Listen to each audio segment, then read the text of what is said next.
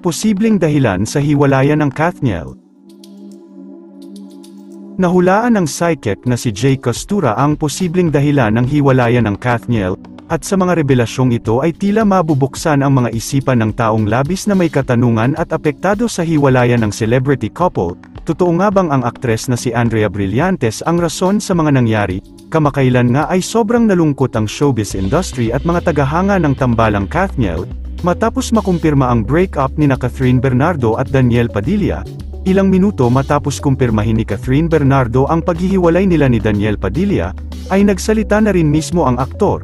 Sa pamamagitan ng Instagram post, ay ibinahagi ni Daniel Padilla ang throwback sweet picture nila ni Catherine, na may caption na "Ikaw at ako, ani Daniel, our lives may drift away but our love will still ride that tide."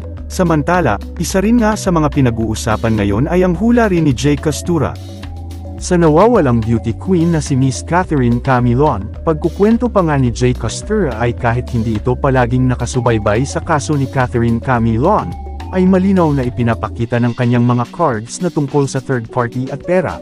Ang ugat ng pagkawala ng dalaga, aniya, pagseselos po, nagulat ako kasi may isang babaeng ipinakita dito. Ngunit ano nga ba ang hula rin ni Jay Costura tungkol sa hiwalayang Catherine Bernardo at Daniel Padilla?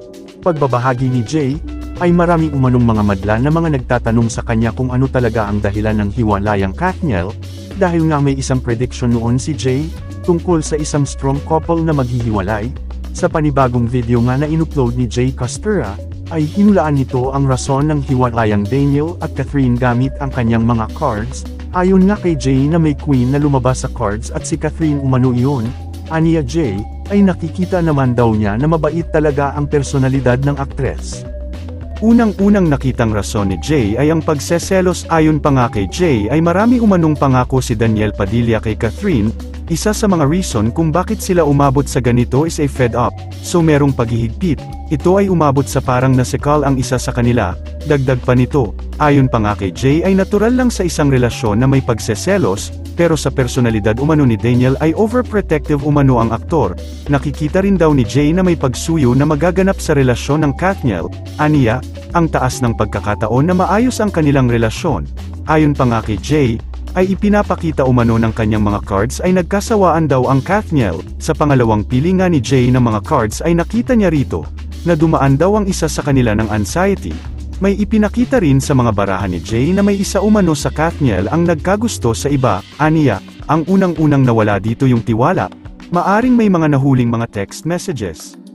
Nagulat din umano si Jay kasi may lumabas sa barahan na issue ng pregnancy. Ngunit hindi pa nga raw ito malinaw kung ito daw ba ay kay Catherine Bernardo, o sa ibang babae.